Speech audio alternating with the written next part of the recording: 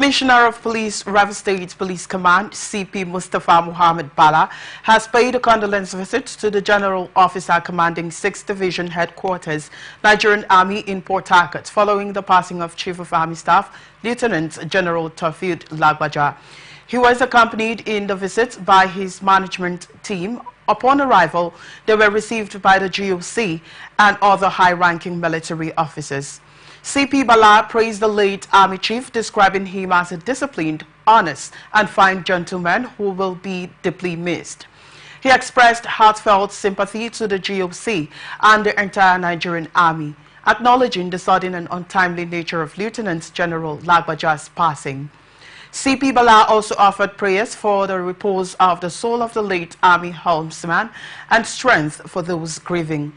This visit demonstrates CP Bala's commitment to building strong relationships with other security agencies in the state. The highlight of the visit was the signing of the condolence register by the Commissioner of Police. Analyst has voiced that the River State Governor, Siminalayi Fubara, has refused to obey court orders. Speaking on Atlantic Television Network program Open Conversation, Public Affairs analyst Daniel Momo said that until Supreme Court rules otherwise, Honorable Martin Zamewule remains the rightful Speaker of the River State House of Assembly.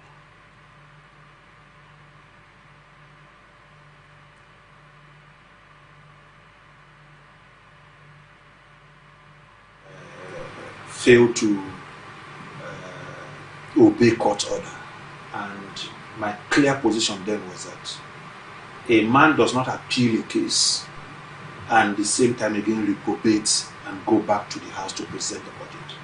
I think that as at the time that he has appealed those cases, I think it's still within the window of him still operating with that house. And following by that, for this, I think in court, even though, as of today, I, Daniel Momo, recognize the Martin Amehule-led House of Assembly, first from the judgment of the Federal High Court to the Court of Appeal, until any other thing nullifies that. That's I, not the governor of the state.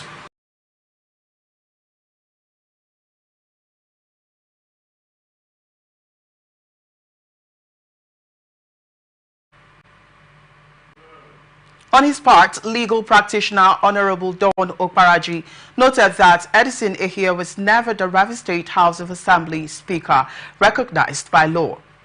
What Rivers people need to understand is that Ehie Edison, to be clear enough, was never Speaker of River State House of Assembly by any known law of the land. In fact, as when Ehie Edison was suspended and the other 3 members, you remember that as I speak to you today, they did not challenge the purport of that, their suspension. And as at that time, there was no contention as to who was the rightful speaker or members of the House. They did not even challenge that suspension, which means that suspension was ongoing. In fact, it was within the period that they were suspended, that they formed themselves into that 3-man or 4-man committee, and then, illegally entertained the budget appropriation bill of the entire state, and then passed it, probably passed it into law. So somebody that was suspended. This comes after the River State Governor, Siminalayi Fubara, announced that he would present the state's 2025 budget to the Victor Okojumbo-led State House of Assembly. Delta State House of Assembly on Wednesday passed Electricity Power Sector Bill 2024. The executive bill was passed after its 3rd reading at the plenary in Asaba, presided over by the Speaker, Mr. Dennis Guo. ATN reports that the bill, which was supposed to be considered at the Committee of the Whole of the Assembly, was given accelerated hearing. The majority leader of the Assembly, Mr. Emeka Nwobi, moved a motion for the suspension of Order 12, Rules 79 to 83 of the Standing Rule of the Assembly to enable it take the 3rd reading and passage of the bill. The motion, which was unanimously adopted by the Assembly when put to a voice vote by the Speaker, was seconded by Mr. Frank Esenwa. The Speaker, Mr. Dennis Guo, responding after the passage of the bill, noted that when signed into law would help to boost electricity supply and economic activities in the state. Guo commended the lawmakers for their commitment and contributions towards the passage of the bill. Edo House of Assembly on Wednesday in Benin confirmed the nomination of Dr. Samson Osagie as the state's Attorney General and Commissioner for Justice. ATN reports that Governor Monday Okpebolo made the announcement shortly after taking the oath of office as governor of the state. Okpebolo, in a later address to the Speaker, Blessing Egbebaku, requested the House to confirm the nominee. The governor also requested the House to consider and pass the year 2024 supplementary budget to ensure the smooth running of the government. Confirming the nominee, Baku informed the House that Osagie, having served as a two-time member of the Assembly from 1999 to 2007, would not be subjected to a rigorous screening exercise. The Speaker noted that Osagie, also a former House of Representative member, should be allowed to take a bow and be confirmed. Agbebaku explained that the bow taking was in line with the tradition of the House in recognition of the contributions of the former lawmaker at both the state and national levels. The House thereafter, in a voice vote, unanimously confirmed Samson Osagie as the Attorney General and Commissioner for Justice. Newly sworn-in Governor of Edo State, Sunday Okpebolo, has announced the dissolution of executives of all boards in Edo State. A statement by Chief Press Secretary on Wednesday said the governor has also sacked all political appointees, adding that permanent secretaries appointed from outside the state's public service have equally been relieved of their appointments. Okpebolo had earlier ordered the immediate and indefinite suspension of the collection of all revenues in the state, especially in motor parks and others, until further notice. He also ordered the State Commissioner of Police to arrest anyone who flouts the order, adding that he would review the issues surrounding the collections soon and decide on the way forward. Okpebolo was sworn in as the governor of Edo on Tuesday, marking an end to the 8-year stint of Godwin Obaseki at the helm of affairs in the South state. Just 24 hours after his swearing in, Edo State Governor Senator Monday Okpebolo on Wednesday directed contractors to return to sites and immediately repair failed sections of roads within the Benin metropolis. Governor Okpebolo issued his directive during an inspection of Upper Mission Extension Road by Aduwawa Junction and the Ramat Park axis in Benin City. At the site near Aduwawa Junction, Okpebolo affirmed that his administration, in line with President Bola Ahmed Tinubu's renewed hope agenda, is committed to restoring hope for the people of Edo. Expressing concern over the poor state of the roads, the governor assured that work would commence immediately, emphasizing that Edo people deserve good motorable roads. The day's tour concluded with the commissioning of a branch of Premium Trust Bank in Benin. Edo State Controller of the Nigeria Immigration Service, Martin Moye, has raised the alarm over the increasing number of irregular migrants entering Nigeria. Moye raised the alarm as the 2024 Nigerian Immigration Service NIS enlightenment campaign against irregular migration in Benin, Edo State capital. He underscored the need for public awareness to curb irregular migration. A facilitator from NIS headquarters in Abuja, David Amanahu, highlighted Edo State's historical role in irregular migration. According to him, due to recent efforts by the Edo State Command, the state has improved in the national ranking on irregular migration. Amanahu, while delivering a message from the Controller General of Immigration, Kemi Nandap, noted that the NIS is now more focused than ever on border management and migration issues. Gunmen attacked an army checkpoint early on Wednesday at Ekenobizi, a border community between Abia and Imo states in Umuahia South local government area, killing 2 soldiers. A military source who spoke on the condition of anonymity said the attack occurred around 6:18 a.m. The gunmen arrived in a white Lexus, although their exact number of attackers could not be confirmed. Confirming the incident in a press release on Wednesday, Lieutenant Colonel Jonah Umwakalu at the Joint Task Force Southeast Operation Udoka said, in the early hours of today, 13 November 2024, troops of the Joint Task Force Southeast Operation Udoka deployed at a checkpoint along the Umuahia-Owerri Road in Umuahia South local government area of Abia State came under attack by the Irredentist group, Indigenous People of Biafra, and its armed affiliate, the Eastern Security Network. The Joint Task Force appealed to residents of the Southeast, particularly those in Abia State, for credible information to help track down the fleeing attackers and combat criminals elements in the region. The force reiterated its commitment to protecting lives and property in line with global best practices and the rules of engagement. Ebonyi State House of Assembly has given a 24-hour ultimatum to all illegal motor park operators in Abakaliki to shut down operation or face the full wrath of the law. This was contained in a statement signed by the State Assembly's Public Relations Officer, Sylvester Egede, and made available to newsmen shortly after the Ebonyi State House of Assembly Committee on Works and Transport, led by Deacon Joseph Onunu, met with managers of various motor parks in the state on Tuesday. He explained that the illegal motor parks span from Vanco Presco down to Unuebonyi Junction in Abakaliki, the state capital. According to him, all the transport operators doing their business at the illegal spots like Vanco Junction, Spera Ndio, Presco Junction and Unuebonyi Junction, among others, have been directed to put a stop to it within 24 hours or be ready to face the full wrath of the law.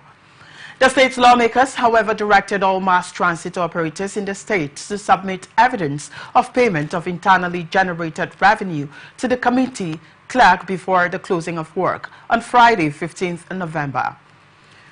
The committee chairman also directed vehicle operators to stop operating on pick-and-drop basis and go back to the motor parks that were graciously provided by the Ebonyi State government. Oyo State government on Wednesday approved the expansion of its social register. The register is essential for identifying poor and vulnerable individuals eligible for social intervention programs. The acting coordinator of the State Operation Coordinating Unit, Salami Ismail, announced the developments during advocacy and sensitization visits to political leaders and management teams in 12 local government areas set to participate in the 10th round of the community-based targeting exercise. Ismail, in a statement released by the Commissioner for Information and Orientation, Dotun Oyelade, in Ibadan, stated that the expansion aligns with Governor Seyi Makinde's commitment to supporting poor and vulnerable households across Oyo State.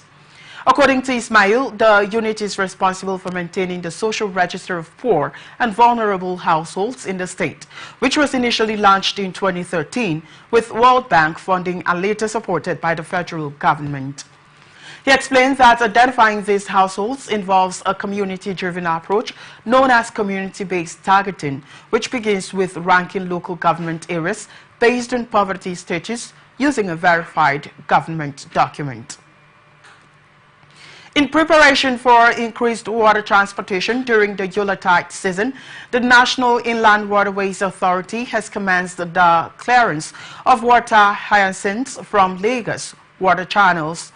In a statement released on Wednesday, NIWA noted that the initiative aims to ease transportation activities and enhance safety for waterway users. The Lagos area manager of NIWA, Sarat Brema, explained in the statement that the ongoing projects will cover major Lagos channels with high boat traffic, starting with the Omo Creeks and Ikorodu water channels, According to her, the Omo creeks have already been cleared, while the Ikorodu channels will require at least a week of intensive clearing activities, including waste removal and disposal of invasive water plants.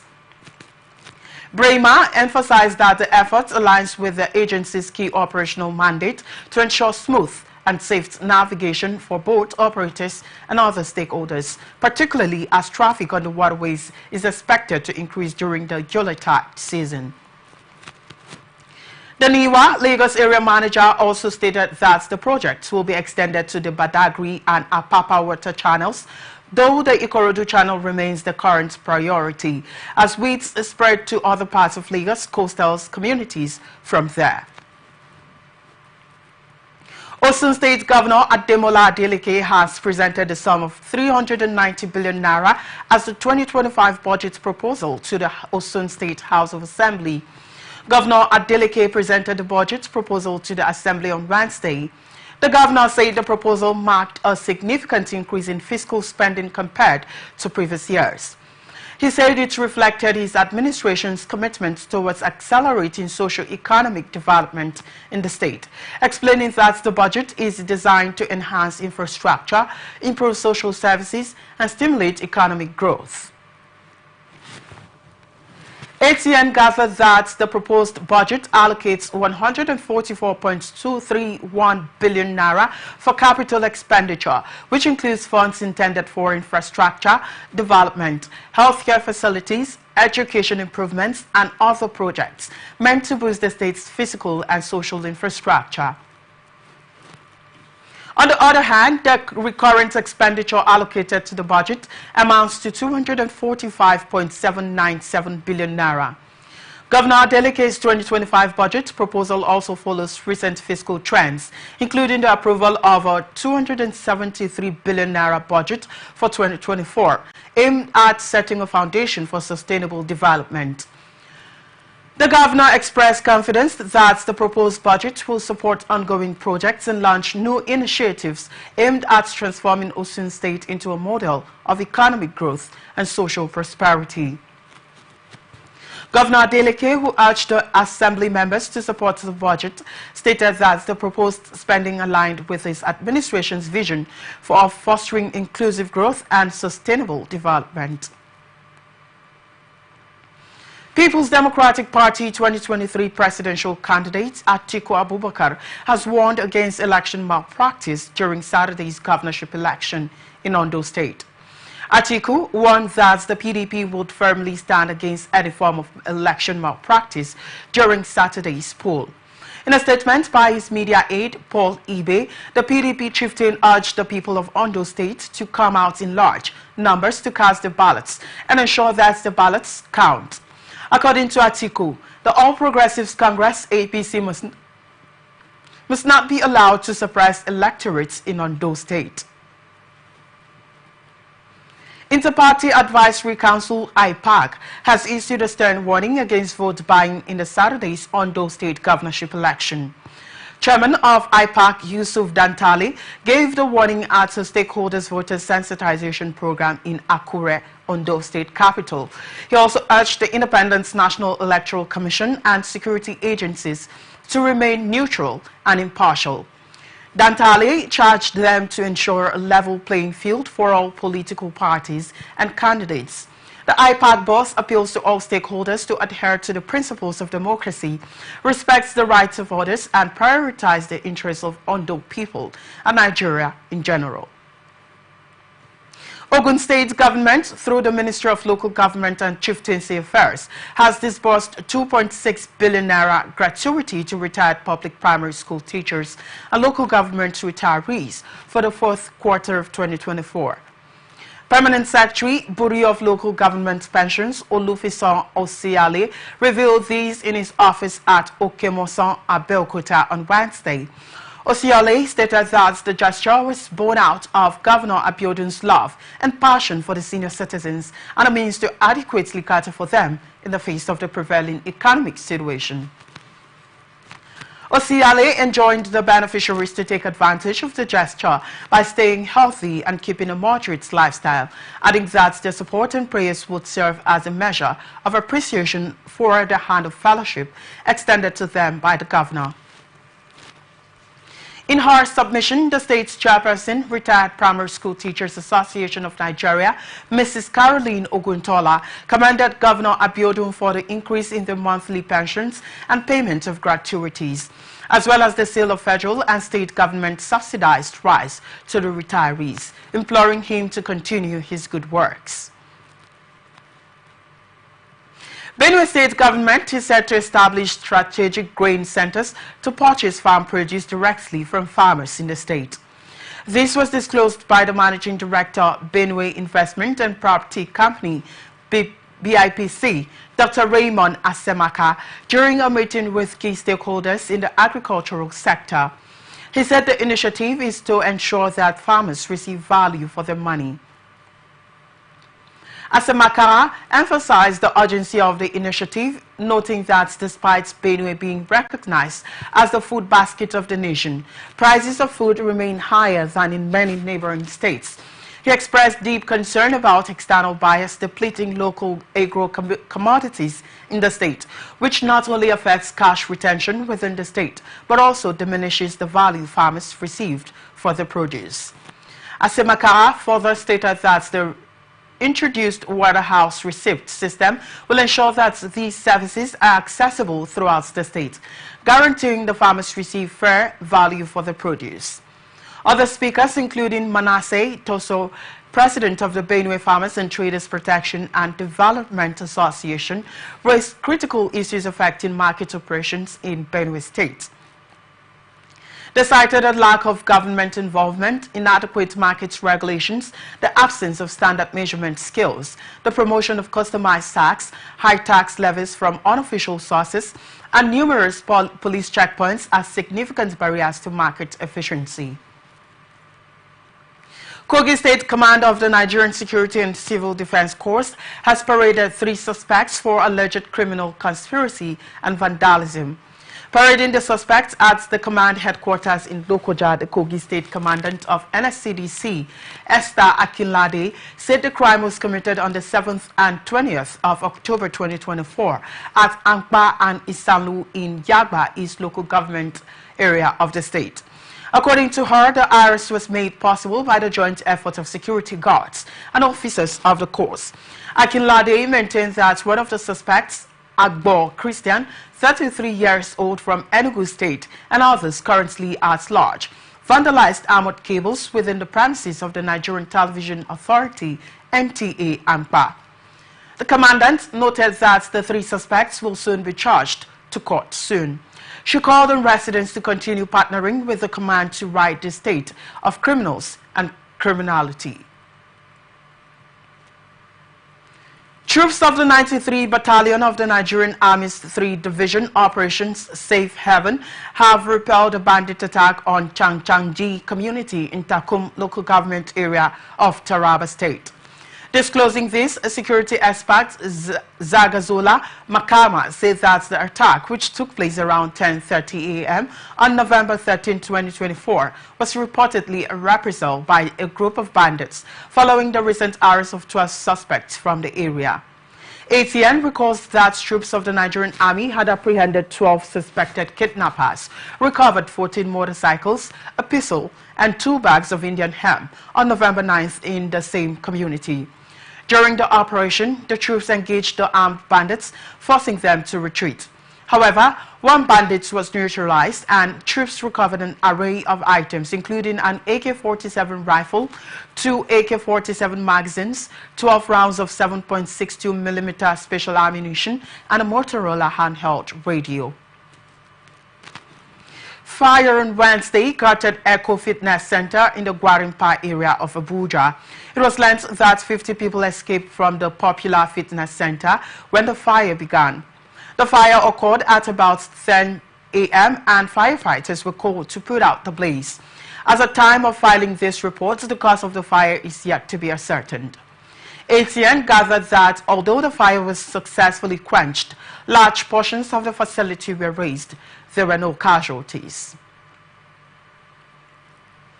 Kwara State government on Wednesday reversed its initial ban on certain categories of vehicles using a Ahmadu Bello way, allowing shuttle buses, taxis and ride-hailing vehicles to operate on the route, leading to the government house.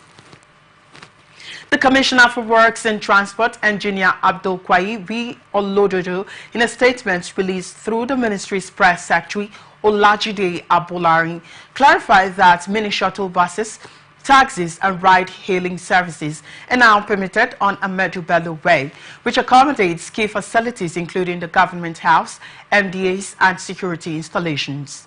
However, Olododo reiterated that tricycles, motorcycles and heavy-duty trucks remain restricted from the route, citing security concerns and the need to maintain public order in the area. ATN recalls that last Friday, the government had restricted several categories of vehicles from accessing Ahmadu Bello Way, directing the Kwara State Road Traffic Management Agency to begin immediate enforcement. The restricted vehicles included tricycles, keke napep, commercial motorcycles popularly known as Okada, taxis, trucks and heavy-duty vehicles. Olododo noted that violators of the restrictions would face fines of up to 50,000 naira. Ahmadu Bello Way, recently rehabilitated, serves as a key access route for commercial vehicles heading to Tanke, Farte and River Basin areas within the Ilorin metropolis. The Ministry of Works and Transport has since commenced the installation of restriction signage along the corridor, starting from Challenge through Ahmadu Bello Way, to notify the public. National Drug Law Enforcement Agency in Kano seized 709.979 kilograms of illicit substances in October in the state. This is contained in a statement signed and released by the spokesperson for the agency's Kano Command, ASN Sadiq Mohammed Megatari. On Wednesday, the state commander of the agency, Mr. Abubakar Idris Ahmed, said in the statement that the command also arrested 129 suspects. According to him, under the period, the command secured 22 convictions. He commended the chairman, chief executive officer of the NDLEA, Brigadier General Mohammed Marwa, retired, for his unwavering support and encouragement, which have significantly contributed to these achievements. The commander also commended the Kano state government and all other stakeholders for their collaboration and assistance in the ongoing fight against drug abuse. Idris Ahmed called on the general public to join the fight against drug abuse and trafficking by reporting any information to the agency. Following attacks by the no-terrorist group La Kurawa, the Chief of Defense Staff, General Christopher Musa, has deployed troops to Aoji local government area in Kebbi State.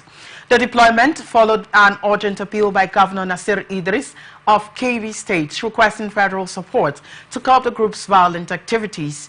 The troops, equipped with armored tanks and advanced weapons, were received by the Kebbi State's Deputy Governor Umar Tafida before proceeding to Mera, where the terrorist group struck. Disclosing this, the governor's media aide, Abdullahi Idris Zuru, said the deployment was essential as the new armed groups are severely disrupting life for rural residents. Zuru emphasized that the governor has pledged to ensure the safety of lives and property for all Kebbi State citizens, prompting him to seek federal assistance to counter terrorism across the state. The recent attack on Mera village by the La Kurawa group has displaced many residents and left the community reeling from loss.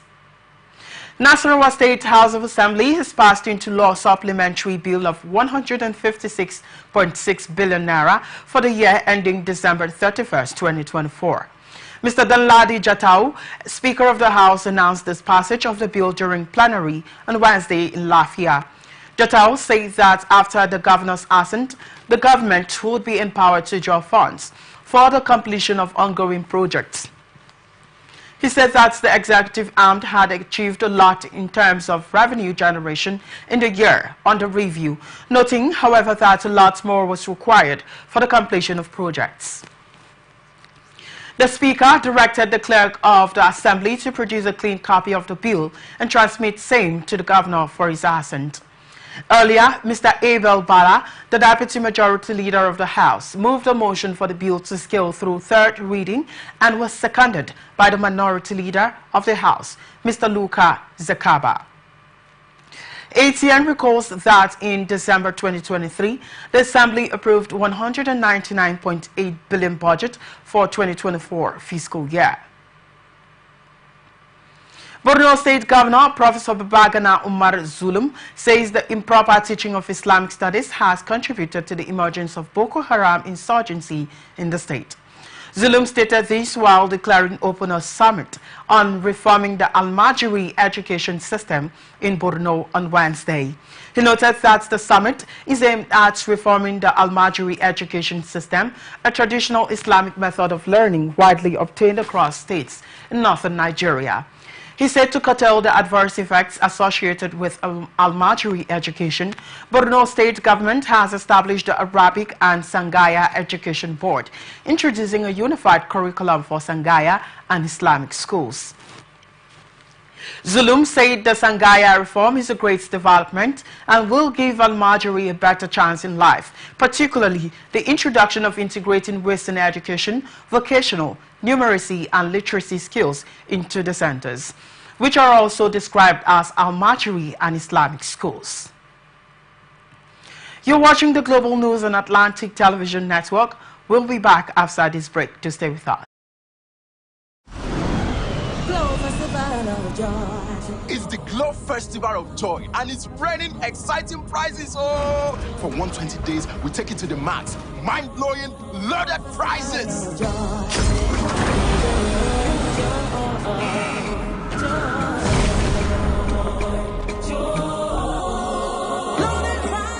Take John, winning a tear rubber Toyota Prado by recharging up to 100,000 naira. And Sister T, winning a Cha-Cha Kia Picanto by recharging up to 50,000 naira. From the sky coming to you, yes, the gifts are unloading joy all over Nigeria. From Toyota Prados to Kia Picantos, Keke Napes, generators, sewing machines, and even grinding machines. Just dial *611#, choose your prizes, recharge the value for the month, and you too can win. Whoa, you too can win, oh!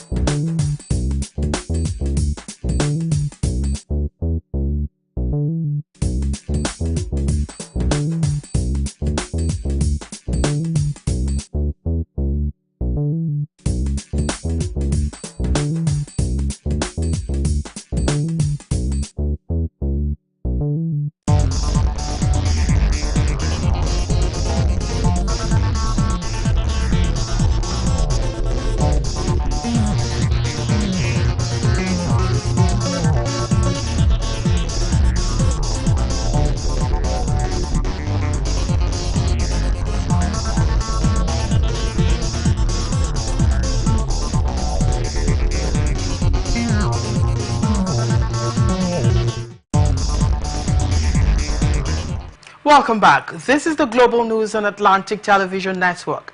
Now to the rest of our stories. Chief Judge of the Federal High Court of Nigeria, Justice John Soho, has announced that the 2024 Yuletide vacation for judges will commence on December 16, 2024. According to a circular signed by the Chief Judge, made available to newsmen on Wednesday in Abuja, the vacation ends on Monday, January 6, 2025, as the courts resume sitting on Tuesday, January 7, 2025, in all judicial divisions. This is according to the provisions of Order 46 Rule 4C of the Federal High Court, Civil Procedure Rules 2019 as amended.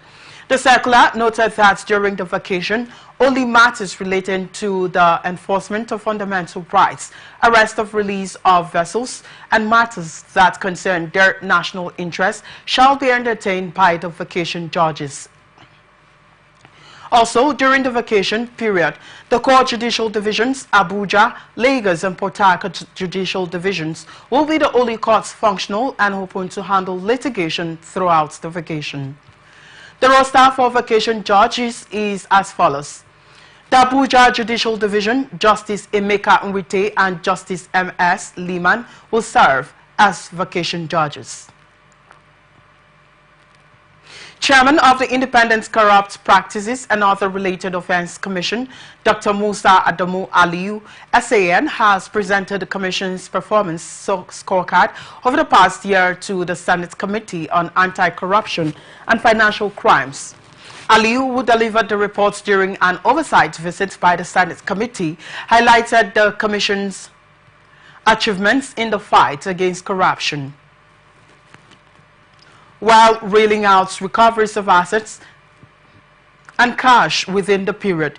Aliyu said in 2023, the ICPC received 1,187 petitions, assigned 275 cases for investigation, filed 63 cases in court, and secured 18 convictions. Discussing the challenges facing the Commission, Aliyu identified inadequate funding as a major constraint impacting the Commission's ability to pursue investigations, legal proceedings, and public education efforts effectively. The ICPC chairman also highlighted legislative limitations requiring amendments to the ICPC Act, along with staffing and welfare needs, as areas in urgent need of attention. Aliyu further noted the slow pace of court processes as a significant challenge, hampering the swift resolution of corruption cases and undermining public trust in anti-corruption efforts. In response, Senator Emmanuel Udende, chairman of the Senate Committee on Anti-Corruption and Financial Crimes, commended the ICPC for its professionalism in the fight against corruption. Defense Headquarters has said the new terrorist group, Lukarawa, has begun a recruitment process to bolster its fighting capabilities. It, however, said the military was aware of the group's recruitment activities and working closely with other security agencies and the state government to halt the recruitment efforts. The DHQ had on Thursday confirmed the emergence of a new terrorist group known as Lukarawa in the northern region, with operations in Sokoto and Kebbi states. The Director of Media Operations, Major General Edward Buba, said the terrorists began incursion into the northern parts of Sokoto and Kebbi states from the Niger Republic and Mali axis, particularly after the coup in the Niger Republic. He blamed residents of the region of accommodating the terrorists and failing to report their movements to the military and other security agencies. On Friday, the new terror group attacked Mera town in Oji local government area of Kebbi State while residents were preparing for Jum'at prayers, killing at least 15 people and cutting away at least 100 cows. Speaking in an interview with newsmen on Tuesday, Buba said the terrorists were using servants and welfare packages to entice the youth. He added that the terror group was also using social media to drive its recruitment efforts. Ministry of Defense has handed over their three Augusta Westland 109 Tracker helicopters to the Nigerian Navy. A statement by the Director Naval Information Commodore A. Adams Aliyu on Wednesday said the brief handover ceremony was done at the Capitan Helicopters Limited hangar facilities in Ikeja, Lagos. The AW109 helicopter has a purpose-built VIP configuration with a full leather and noise attenuation system, according to the statement. The Chief of the Naval Staff, Vice Admiral Emmanuel Ogala, accompanied by other senior officers, were present to receive the newly acquired helicopters. Also present at the handover ceremony were the Permanent Secretary, MOD Dr. Ibrahim Abubakar Kana, Director Navy Affairs, MOD Dr. Raji Isiaka Ogunshola, the President Capitan Group, Chief Remy Makanjuola, and the Managing Director, Caverton Group Captain Bello, retired. The CNS thanked the President and Commander-in-Chief of the Armed Forces of Nigeria, President Bola Ahmed Tinubu, for its unflinching support to the armed forces in general and the Nigerian Navy in particular. He also expressed gratitude to both the Minister of Defense and the Minister of State for Defense for facilitating the acquisition of the helicopters to boost NN operations such as Air Rescue, Search and Rescue, Air Insertion and Medevac. Analysts have stressed that the suffering in the country cannot adequate the strength and energies the senior citizens engaged in serving the country. Speaking on Atlantic Television Network program Atlantic Blowouts, public affairs analyst HRC Mene Ambassador Magnus Edo said that the retired workers have contributed their effort in the defense of democracy, therefore should not be owed. Do you know what it takes for someone to put their effort in the service, in the defense of this democracy, in the defense of their respective professions, and after you have been retired, you go home without getting anything? It is very sad, and I think the last people that should have been protesting is this sect of people. Some of them are of age, okay? They are of age, they are our parents, and every nation wants to preserve our elderly people. You need to make sure they are comfortable. Those that have worked, we are talking about youth restiveness. We are talking about youth that are not ready to work. We are talking about youth carrying arms. If they are carrying arms, they won't have worked and get retired. In as much as they worked, and this is their entitlement, it is their right. They are not begging government. It is their right that they should be paid. I think the government need to do justice to that with immediate effect. 18 months is not 18 days. 18 months, and some of them have health challenges. Some of them that have died in cause of not receiving their regular pensions. And the contributory pension is not like you are doing them good. This money is money you deducted from their proceeds. Even me, Edo, however, advised the federal government to regularly pay the retirees to avoid further demonstration. Regularly, how much are they paying them? If you look at the odd amount they have to pay them, how much is it that you'll be owing retirees, our fathers, senior citizens of this country? It's uncalled for. And I think the federal government should look into it and then ensure that this protest shouldn't repeat itself. It's embarrassing the nation. Recall that retired federal government workers under the Aegis Nigerian Union of Pensioners Contributory Pension Scheme sector yesterday besieged the headquarters of the Federal Ministry of Finance, Abuja, demanding the payment of their 18 months unpaid pension rights. And now we move on to business news. Federal government has secured a loan facility of $134 million from the African Development Bank to help farmers boost seeds and grain production in the country. Minister of Agriculture and Food Security Abubakar Kyari disclosed these in Calabar when he, alongside Governor Basio II, represented by his deputy Peter O'Day, and international development partners, flagged off the commencement of the 2024-2025 National Dry Season Farming and commencement of wheat cultivation. The event was held at the Cross River Basin Development Authority on Wednesday with arrays of critical stakeholders from the agricultural sector witnessing it. He explained that with the reintroduction of the National Dry Season Farming to boost year-round agricultural production, the loan will be handy and will guarantee national food security in the country. The minister said the initiative is under the National Agricultural Growth Support Scheme, Agro Pockets project in the state. He said the government wants to use the agricultural sector for national economic revival through increased production of some staple food crops such as wheat, rice, maize, sorghum, soybean, and cassava during both dry and wet season farming. The National Projects Director in the Federal Ministry of Agriculture, Mr. I. Goba, said they will implement the project in 2 phases, where they will support farmers with good quality seeds and grains.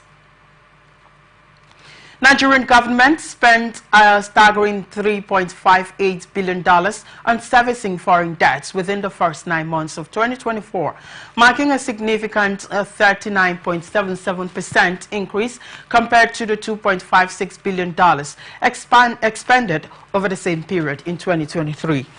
Data sourced from the Central Bank of Nigeria report on international payment statistics showed that the amounts represent a 39.77% increase from the $2.56 billion spent during the same period in 2023. According to the report, while the highest monthly debt servicing payment in 2024 occurred in May, amounting to $854.37 million, the highest monthly expenditure in 2023 was $641.70 million recorded in July. The trend in international debt servicing by the CBN highlights the rising cost of debt obligations by Nigeria. Further breakdown of international debt figures shows that in January 2024, debt servicing costs surged by 398.89%, rising to $560.52 million from $112.35 million in January 2023. February, however, saw a slight decline of 1.84%, with payments reducing from $288.54 million in 2023 to $283.22 million in 2024. March recorded a 31.04% drop in payments, falling to $276.17 million from $400.47 billion in the same period last year. April saw a significant rise of 131.77%, with $215.20 million paid in 2024 compared to $92.85 million in 2023. The highest debt servicing payment occurred in May 2024, when $854.37 million was spent, reflecting a 286.52% increase compared to $221.05 million in May 2023. June, on the other hand, saw a 6.51% decline, with $50.82 million paid in 2024, down from $54.36 million in 2023. Independent Petroleum Marketers Association of Nigeria has announced that premium motor spirit petrol price will be slashed by 50 naira upon lifting Dangote petrol directly. The national president of IPMAN, Abubakar Maigandi, disclosed these during an interview. This comes as Maigandi revealed that Dangote refinery has agreed to sell petrol to its members at a price template of 940 naira and 990 naira per litre for depot and trucks.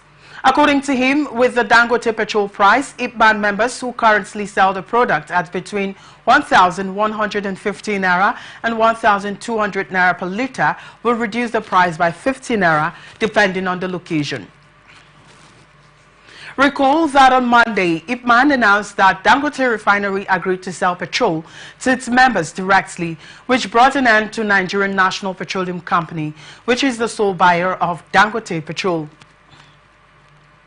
The development comes after Dangote Refinery announced that its gasoline is sold at 960 naira and 990 naira per litre for ships and trucks. Meanwhile, Nigerians currently buy petrol between 1,060 naira and 1,200 naira at NNPCL retail outlets and other filling stations. Up next, we bring you international tidbits. Rwandan soldier on Wednesday opened fire in a bar and killed 5 civilians in a southwestern town of the country. The army said it was not immediately clear what prompted the early morning shooting. However, the Rwandan Defense Forces identified the gunman as a 39-year-old sergeant. The East African country's military said in a statement, RDF has arrested the suspect and will take necessary legal action against him. ATN recalls that in 2020, 6 Rwandan soldiers were arrested for allegedly raping and beating civilians during the COVID pandemic lockdown in the Kangondo slum in the capital, Kigali. Donald Trump announced on Tuesday that the world's richest man, Elon Musk, will lead a new U.S. government efficiency group tasked with cutting federal waste, as the Republican president-elect added a series of seasoned figures and hardliners to his incoming administration. Musk became a key ally to Trump during his campaign, reportedly spending over $100 million to help the Republican win and repeatedly boosting Trump's candidacy on X, the platform he owns. Trump said Musk and another stalwart ally, businessman Vivek Ramaswamy, would lead a Department of Government Efficiency to tongue in check, reference to an internet meme and cryptocurrency. He said the department will provide advice and guidance from outside of government, a move that could allow Musk to avoid disclosing his financial holdings. In a post on X, Musk said the department's actions will be published online for maximum transparency and will include a leaderboard for most insanely dumb spending of your tax dollars. Governments worldwide are scrutinizing Trump's picks for signs of how closely the incoming administration will stick to its promises of an isolationist foreign policy, harsh crackdowns on illegal migration, and persecution of people he perceives as enemies. Here now is ATN Sports News. Super Eagles defender William Akon has vowed that no quarter would be given and none would be asked when the Super Eagles takes on the Cheetahs of Benin in tomorrow's Africa's Cup of Nations Group D's match day 5 encounter in Abidjan. The 31-year-old was in the mix yesterday along with 21 others as the coach Austin Iguevon-led side began preparations for the encounter with the Beninese side. The team had their first training session at their much familiar environment of Stade Felix Houphouët-Boigny ahead of tomorrow's potentially explosive encounter against the Cheetahs being managed by former Super Eagles trainer, German coach Gennett Rohr. With 10 points from 4 matches, 7 goals for and none against, and top of their Group D, the Eagles will walk with an extra bounce into the Stade Felix Houphouët-Boigny, the facility where the upended the aspirations of Guinea-Bissau, Cameroon and Angola at the 34th African Cup of Nations finals in Cote d'Ivoire earlier in the year. It was also the venue where in the summer they were slated by 2-1 by the Cheetahs, who have been forced by lack of a CAF-approved facility in the country to adopt Abidjan as home. In the 2026 FIFA World Cup qualifying game in which they scored first. Real Madrid youngster Marc Cucurella has announced his premature retirement from professional football, according to Sportskida. The youngster had to hang his boots after falling victim to a rare infection in 2022. Cucurella, born in Zaragoza, would not continue playing football after a 2-year battle with a bacterial infection in his knee. The midfielder was captain of the club's juvenile A team in 2022 and played alongside the now Como star Nico Paz in the academy.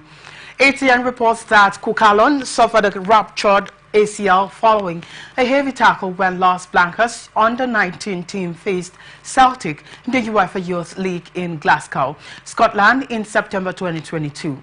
He was 17 years old then, but never returned to a football pitch afterwards. He underwent surgery to fix the problem, only for bacteria to infiltrate the cartilage used to replace the ACL during the surgery. This led to a rare infection which has prevented the midfielder from carrying out any physical exercise on his knee since then. Cucurella was very highly rated in La Fabrica, where his technical qualities on the ball saw him likened to Xabi Alonso. And now we bring you entertainment news. Afrobeat singer Davido has finally reconciled with Nollywood actress Eniola Badmus. The reconciliation came 2 years after they fell out. The duo reconciled at celebrity pastor Toby Adeboyega's birthday in the UK. ATN reports that Eniola Badmus made headlines in October 2022 for announcing the death of Davido's son, Ifeanyi Adeleke, and reportedly exploiting the toddler's death for monetary gains. Following the incident, the singer unfollowed the actress on social media. However, in a now trending video on social media, the actress was spotted at the party having a chat with Davido. Badmus also shared the clip on her Instagram page. South Korean actor Sung Jae-lee, known for his breakout role in the K-drama The Moon Embracing the Sun, was found dead on Tuesday in his Seoul home. The 39-year-old, who began his career as a model, rose to prominence in the period drama in 2012 before going on to star in other variety shows and television series. Reports say a note was found in the apartment, with police adding that there is no evidence of foul play. His death has renewed concerns over the immense pressures facing those in South Korea's entertainment industry.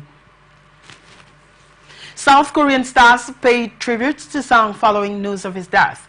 According to news site Yonhap, the actor's family said they wish to hold a small funeral involving only family members. South Korea's entertainment industry is known for its high-pressure environment, where celebrities are held to strict standards over their appearance and behavior. The recent deaths of high-profile celebrities, including Parasite actor Lee Sung-kyung, K-pop stars Moonbin, Guhara, and Sully, have raised concerns about the toll such pressures may have taken. And that's the size of our package in global news for tonight. Before we go, let's take a look at the major stories. We told you that Rivers CP pays condolence to GOC 6 divisions. We also told you that Okpebolo dissolves Edo State Board. Executives. Federal High Courts begin Yuletide vacation. We also told you that Nigeria's foreign debt servicing hits $3.58 billion. Rwandan soldiers kills 5 in bar shooting. Actor Sung Jae-lee dies at 39. 19-year-old Kukalon retires from football. That's it. Thank you so much for watching. I am Victor Peter. You can follow us on our social media platforms, Twitter at Atlantic TV Net, Facebook and YouTube at Atlantic Television Network, Instagram at Atlantic TV Network. Peace and unity are the pathways to progress.